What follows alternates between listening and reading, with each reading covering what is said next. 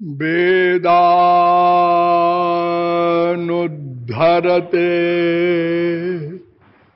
जगन्ति बहते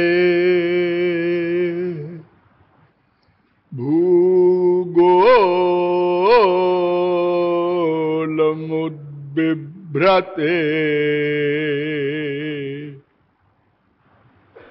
दैत्यं दारयते बलिं छलयते छत्रक्षयं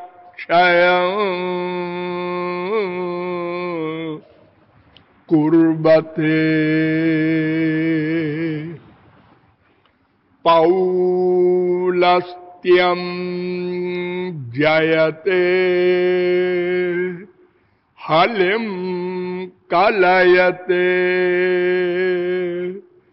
कारुण्य मातन्वते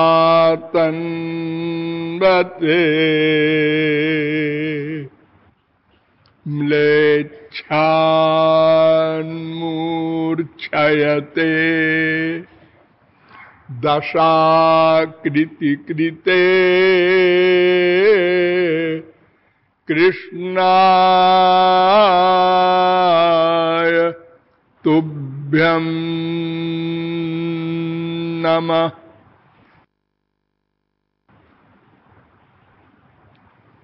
नंदनंदन पदारविंदयो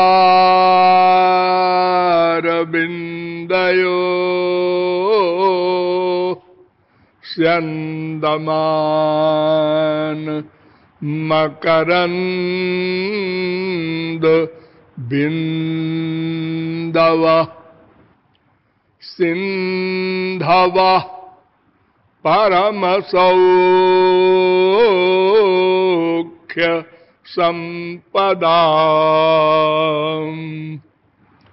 नंदयन्तु हृदयं ममानिशम्।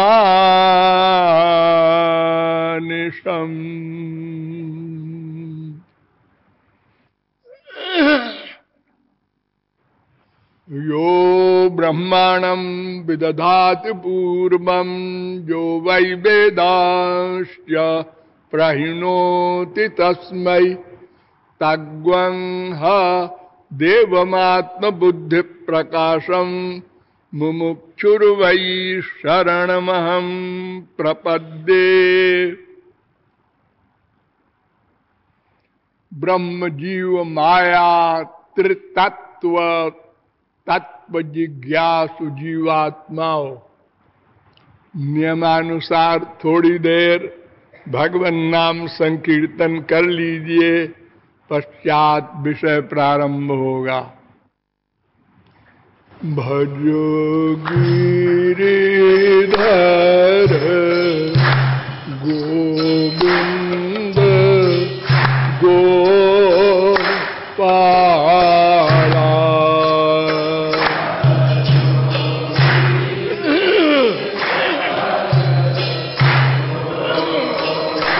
गोविंद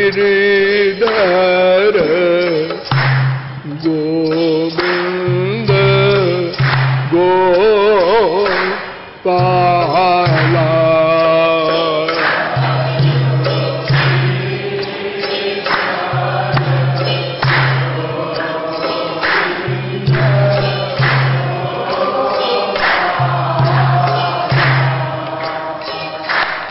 भजो गिरिधर गोविंद गोपाला।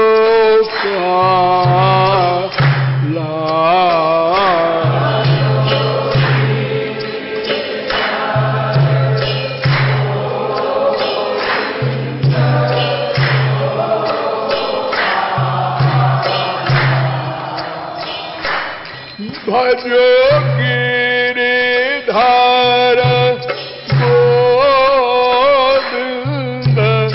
गोपाला।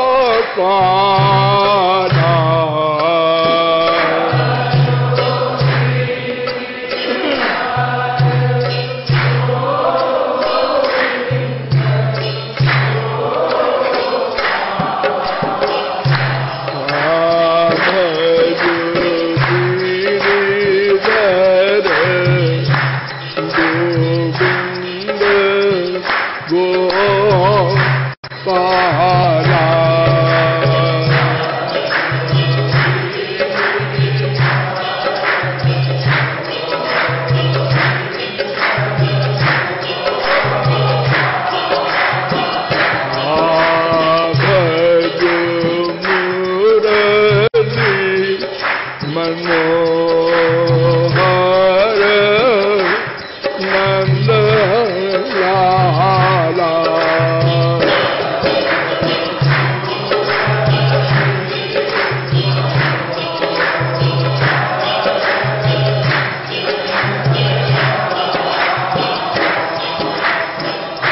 बोलिए वृंदावन बिहारी लाल की।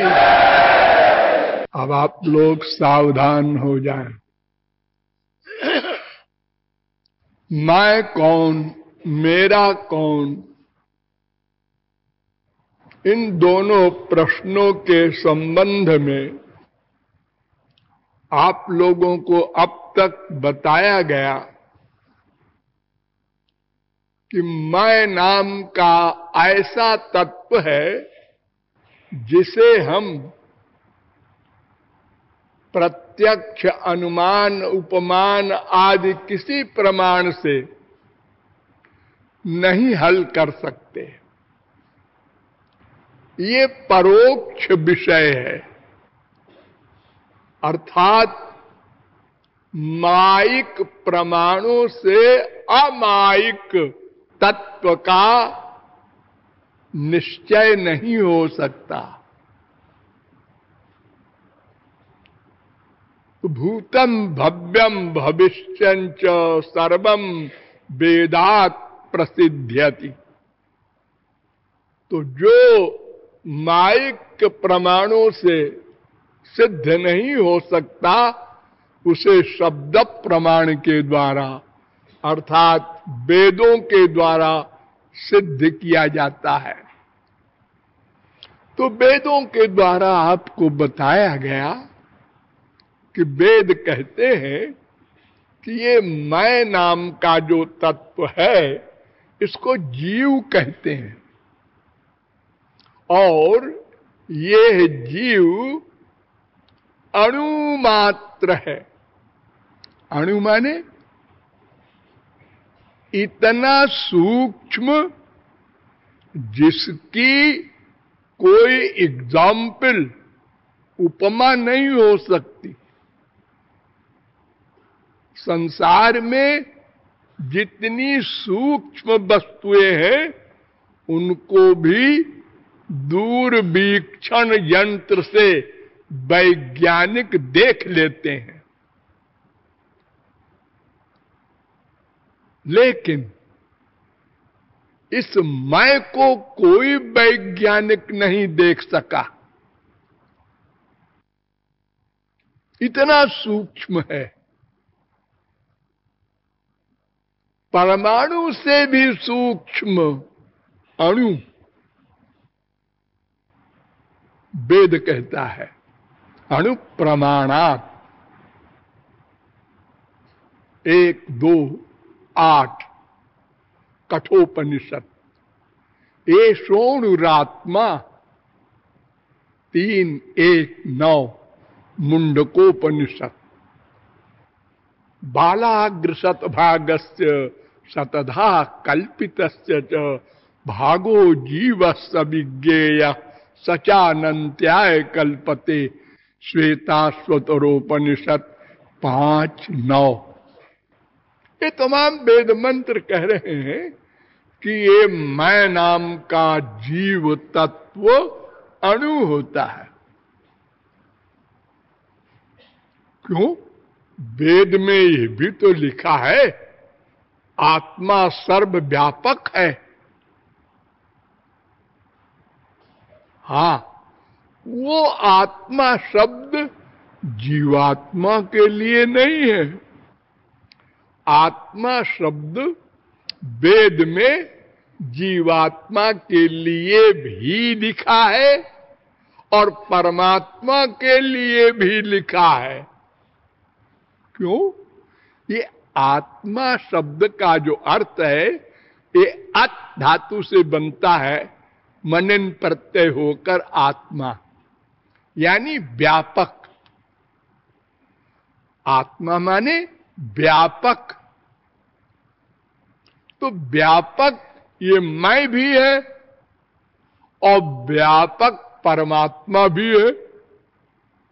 अब मैं केवल शरीर में व्यापक है और भगवान ब्रह्म सर्वव्यापक है।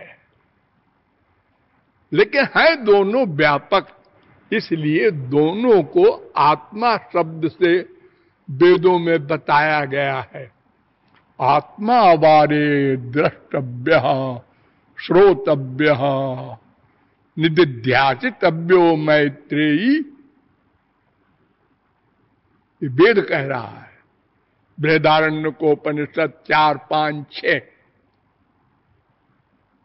आत्मा को जानना है, आत्मा को देखना है, आत्मा को प्राप्त करना है? आत्मा तो प्राप्त है। अरे आत्मा माने परमात्मा।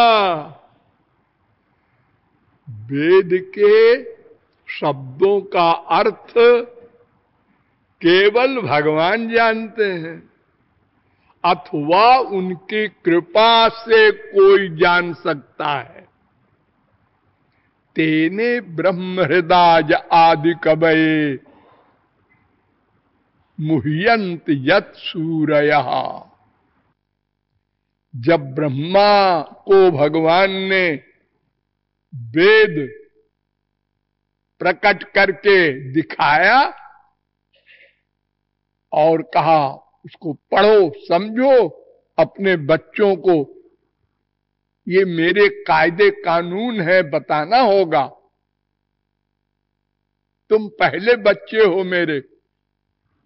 ब्रह्मा नहीं समझ सका। ब्रह्मा हमारा आदि बाप,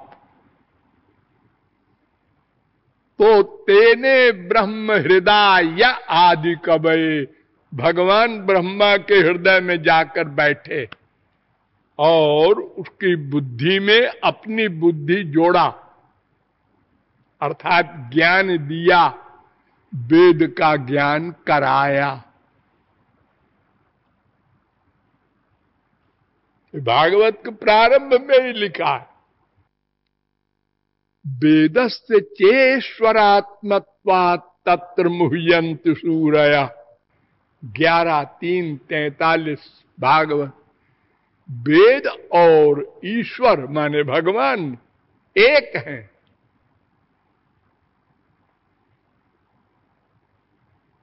वेदा ब्रह्मात्म विषया।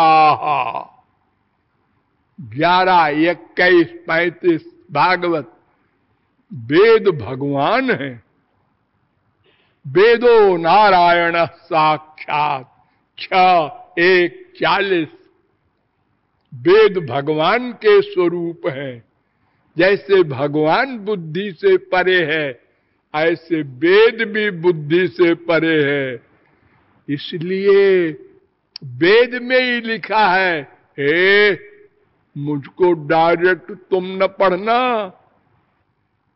तद विज्ञानार्थम स गुरुमेवाभिगच्छेत्। जो मेरे कृपा पात्र गुरु हैं उनके पास जाना, उनसे समझना। तुम पढ़ोगे तो सब उल्टा पलटा हो जाएगा। भगवान का एक नाम है कम का खा, ये भी भगवान का नाम है वेद में। कम ब्रह्म, खम ब्रह्म, प्राणो ब्रह्म। ये अनेक शब्द, शब्द का अर्थ कुछ है और सेंस कुछ है। परोक्षवादो वेदोयम। 11:3-44। वेद का अर्थ कोई नहीं समझ सकता। अरे वेद क्या, सबसे नीचे कलयुग की रामायण है तुलसीदास जी महाराज की, उसी को कोई नहीं समझ सकता। उसमें भी शर्त है, जे श्रद्धा संबल रहित नहीं संतन को साथ, तिन कह मानस अगम अति, जिनहि न प्रिय रघुनाथ। तुलसीदास जी महाराज कहते हैं तुम इसको हिंदी की किताब न समझ लेना रामायण को। ये मेरी पुस्तक को समझने के लिए 3 शर्तें हैं। एक तो श्रद्धा हो, माने मुझ पर, राम पर और इस वाणी पर दृढ़ विश्वास हो। नंबर 2, किसी वास्तविक महापुरुष का संग हो, जहां डाउट हो उसको पूछ लो। और रघुनाथ जी प्यारे लगे, नेचुरल, कामी नारी प्यारी जिम, ऐसे वो रामायण को समझ सकता है। अब बाकी लोग अक्षर पढ़ा करो। अरे देखो, गीता छोटी सी बुक है, 700 श्लोक है कुल जमा टोटल। आजकल तो बहुत से छोटे छोटे बच्चे भी याद कर लेते हैं, लेकिन गीता को समझने वाला भी कोई है? अगर ये प्रश्न किया जाए तो लोग कहेंगे दीपक लेके भी अगर ढूंढोगे तो शायद कोई मिले। अर्जुन के बाद यानी इन्हें गिने महापुरुष हुए हैं। शंकराचार्य, निम्बारकाचार्य, माध्वाचार्य, वल्लभाचार्य, तुलसी, सूर, मीरा, कबीर, नानक, तुकाराम, इन लोगों ने गीता का अर्थ समझा है।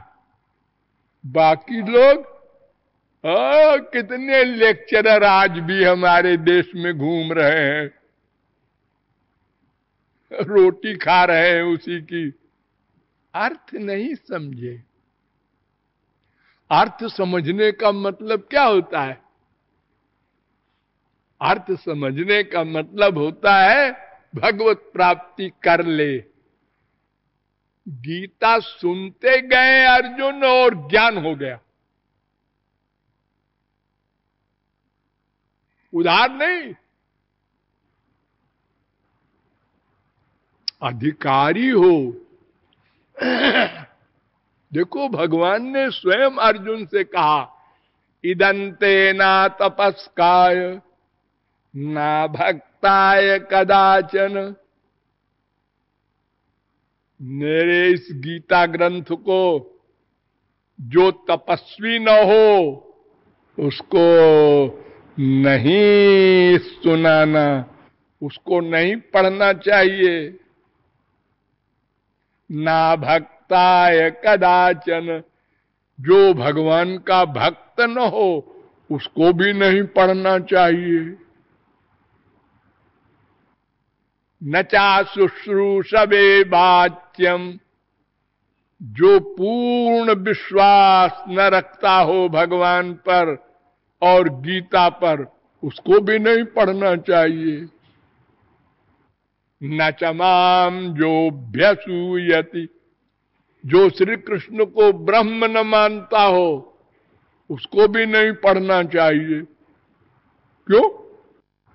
अरे एक गीता में देखो, भगवान ने कई श्लोकों में लिखा है, अर्जुन से कहा है मैं भगवान हूं, मुझसे आगे कोई नहीं है, सब मुझसे पैदा हुए हैं, मैं सबके हृदय में रहता हूं, मैं वो तारीफ। तो संसार में अगर कोई ऐसे बोले तो कहे पागल है। अरे भला कोई अपनी तारीफ करता है? लोग कहते हैं मैं टूटी फूटी भाषा में कुछ 2-4 शब्द आप लोगों के सामने प्रकट करना चाहता हूं। ऐसे बोलते हैं वक्ता लोग आजकल, और ये लेक्चर दे रहे हैं अर्जुन को, मैं भगवान हूं, मुझसे आगे और कुछ नहीं है, मेरे पीछे भी और कुछ नहीं है। और एक जगह नहीं 50 जगह कहा है। तो अगर श्री कृष्ण को भगवान न मानेगा कोई और गीता पढ़ेगा तो कहेगा ये कोई सरफिरा आदमी है, एक भोले भाले अर्जुन को बेवकूफ बनाकर भिड़ा दिया और लड़ाई करवा दिया। वो बेचारा अर्जुन कह रहा था हम युद्ध नहीं करेंगे, मार धाड़ करके ऐसे राज्य को नहीं चाहते। बिल्कुल ठीक तो कह रहा था वो। तो उसको पट्टी पढ़ा करके और लड़वा दिया, लाखों मर्डर करवा दिया अपने ही फौज को। इनकी फौज भी तो गई थी ना, वो भी मरी है। सभी मरेंगे वो तो युद्ध में, जो आगे पड़ेगा। हमारा बाप खड़ा होगा तो वो भी मरेगा। तो वेद का अर्थ कोई नहीं समझ सकता, वो तो अलौकिक वाणी है। अलौकिक वाणी को लौकिक बुद्धि कैसे समझेगी?